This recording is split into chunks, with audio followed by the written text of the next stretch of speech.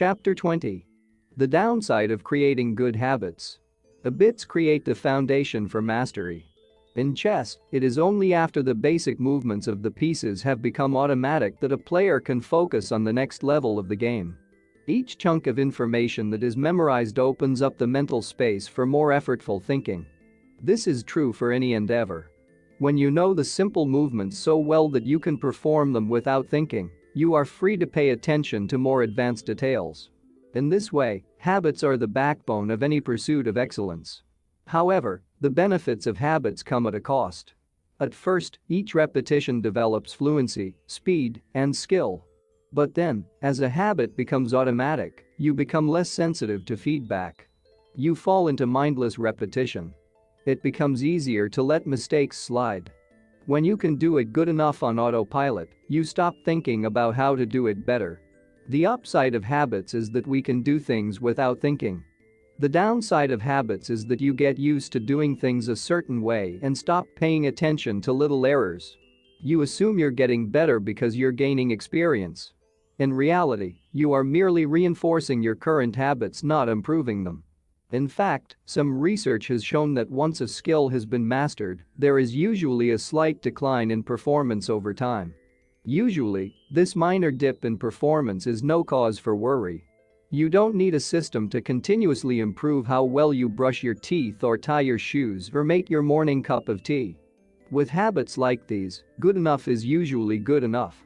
The less energy you spend on trivial choices, the more you can spend it on what really matters.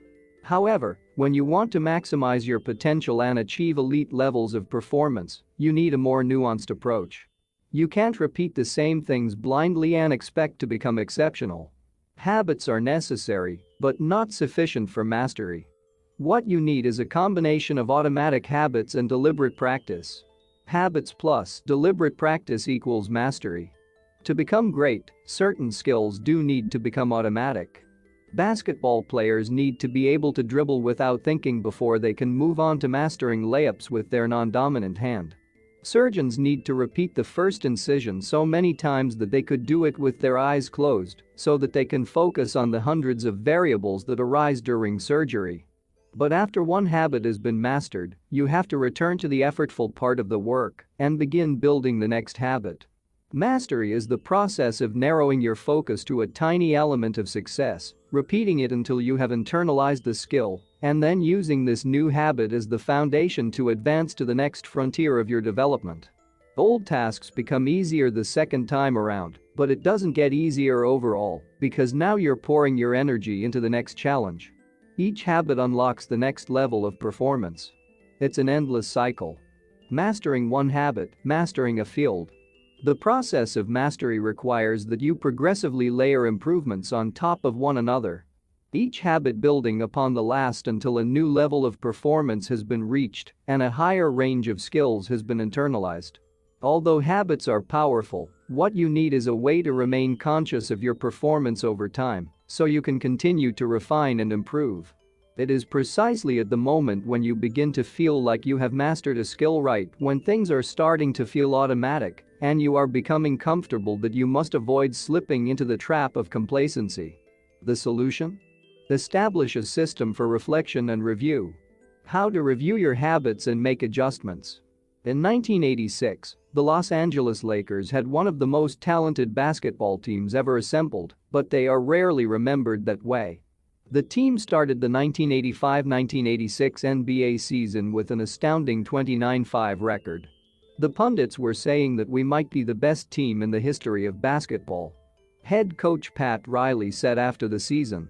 Surprisingly, the Lakers stumbled in the 1986 playoffs and suffered a season-ending defeat in the Western Conference Finals. The best team in the history of basketball didn't even play for the NBA championship. After that blow, Riley was tired of hearing about how much talent his players had and about how much promise his team held. He didn't want to see flashes of brilliance followed by a gradual fade in performance. He wanted the Lakers to play up to their potential, night after night. In the summer of 1986, he created a plan to do exactly that, a system that he called the Career Best Effort Program, or CBE. When players first joined the Lakers, Riley explained, We tracked their basketball statistics all the way back to high school. I call this taking their number. We look for an accurate gauge of what a player can do, then build him into our plan for the team, based on the notion that he will maintain and then improve upon his averages. After determining a player's baseline level of performance, Riley added a key step. He asked each player to improve their output by at least 1% over the course of the season. If they succeeded, it would be a CBE, or career best effort. Similar to the British cycling team that we discussed in Chapter 1, the Lakers sought peak performance by getting slightly better each day. Riley was careful to point out that CBE was not merely about points or statistics, but about giving your best effort spiritually and mentally and physically. Players got credit for allowing an opponent to run into you when you know that a foul will be called against him, diving for loose balls, going after rebounds, whether you are likely to get them or not. Helping a teammate when the player he's guarding has surged past him, and other unsung hero deeds. As an example, let's say that Magic Johnson, the Lakers' star player at the time, had 11 points, 8 rebounds, 12 assists, 2 steals, and 5 turnovers in a game. Magic also got credit for an unsung hero deed by diving after a loose ball, +1. Finally, he played a total of 33 minutes in this imaginary game. The positive numbers, 11 plus 8 plus 12 plus 2 plus 1, add up to 34. Then, we subtract the 5 turnovers, 34/5, to get 29. Finally, we divide 29 by 33 minutes played. 29/33 equals 0.879. Magic's CBE number here would be 879. This number was calculated for all of a player's games, and it was the average CBE that a player was asked to improve by 1% over the season. Riley compared each player's current CBE to not only their past performances, but also those of other players in the league. As Riley put it, "We rank team members alongside league opponents who play the same position and have similar role definitions." Sports writer Jackie McMullen noted, Riley trumpeted the top performers in the league in bold lettering on the blackboard each week and measured them against the corresponding players on his own roster. Solid, reliable players generally rated a score in the 600s, while elite players scored at least 800. Magic Johnson, who submitted 138 triple-doubles in his career, often scored over 1,000. The Lakers also emphasized year-over-year progress by making historical comparisons of CBE data. Riley said, "We stacked the month of November 1986 next to November 1985 and showed the players whether they were doing better or worse than at the same point last season. Then we showed them how their performance figures for December 1986 stacked up against November's." The Lakers rolled out CBE in October 1986. 8 months later, they were NBA champions. The following year, Pat Riley led his team to another title as the Lakers became the first team in 20 years to win back-to-back NBA championships. Afterward, he said, "Sustaining an effort is the most important thing for any enterprise. The way to be successful is to learn how to do things right, then do them the same way every time." The CBE program is a prime example of the power of reflection and review. The Lakers were already talented. CBE helped them get the most out of what they had and made sure their habits improved rather than declined. Reflection and review enables the long-term improvement of all habits because it makes you aware of your mistakes and helps you consider possible paths for improvement. Without reflection, we can make excuses, create rationalizations, and lie to ourselves. We have no process for determining whether we are performing better or worse compared to yesterday. Top performers in all fields engage in various types of reflection and review, and the process doesn't have to be complex. Kenyan runner Eliud Kipchoge is one of the greatest marathoners of all time and an Olympic gold medalist. He still takes notes after every practice in which he reviews his training for the day and searches for areas that can be improved. Similarly, gold medal swimmer Katie Ledecky records her wellness on a scale of 1 to 10 and includes notes on her nutrition and how well she slept. She also records the times posted by other swimmers. At the end of each week, her coach goes over her notes and adds his thoughts. It's not just athletes either. When comedian Chris Rock is preparing fresh material, he will first appear at small nightclubs dozens of times and test hundreds of jokes. He brings a notepad on stage and records which bits go over well and where he needs to make adjustments. The few killer lines that survive will form the backbone of his new show. I know of executives and investors who keep a decision journal in which they record the major decisions they make each week, why they made them, and what they expect the outcome to be. They review their choices at the end of each month or year to see where they were correct and where they went wrong. Improvement is not just about learning habits, it's also about fine-tuning them. Reflection and review ensures that you spend your time on the right things and make course corrections whenever necessary, like Pat Riley adjusting the effort of his players on a nightly basis. You don't want to keep practicing a habit if it becomes ineffective. Personally, I employ two primary modes of reflection and review. Each December, I perform an annual review in which I reflect on the previous year. I tally my habits for the year by counting up how many articles I published, how many workouts I put in, how many new places I visited, and more. Then, I reflect on my progress, or lack thereof, by answering 3 questions. 1. What went well this year? 2. What didn't go so well this year? 3. What did I learn? 6 months later, when summer rolls around, I conduct an integrity report. Like everyone, I make a lot of mistakes. My integrity report helps me realize where I went wrong and motivates me to get back on course. I use it as a time to revisit my core values and consider whether I have been living in accordance with them. This is when I reflect on my identity and how I can work toward being the type of person I wish to become. My yearly integrity report answers 3 questions. 1.